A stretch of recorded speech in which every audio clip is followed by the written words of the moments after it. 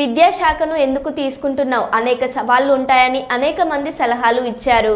వారికి నేను ఒకటే చెప్పా, దీన్ని ఛాలెంజ్గా తీసుకుంటున్నా. ఆంధ్ర రాష్ట్ర విద్యా వ్యవస్థని దేశంలోనే టాప్లో పెడతానని వారికి చెప్పడం జరిగిందన్నారు మంత్రి నారా లోకేష్.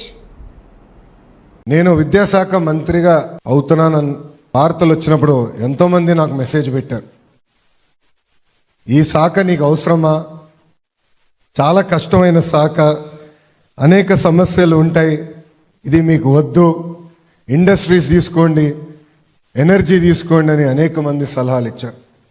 వాళ్ళందరినీ ఒకటే చెప్పాను, స్టాన్ఫర్డ్లో ఎంబీఏ చేసిన నేను ఈ శాఖని తీసుకుని మార్పులు చేర్పులు తీసుకొస్తా, ఒక ఛాలెంజ్గా భావించి ఆంధ్ర రాష్ట్ర విద్యా వ్యవస్థని భారతదేశంలోనే నంబర్ 1 స్థానంలో నిలబెడతానని వాళ్ళందరూ చెప్తాం జరిగింది.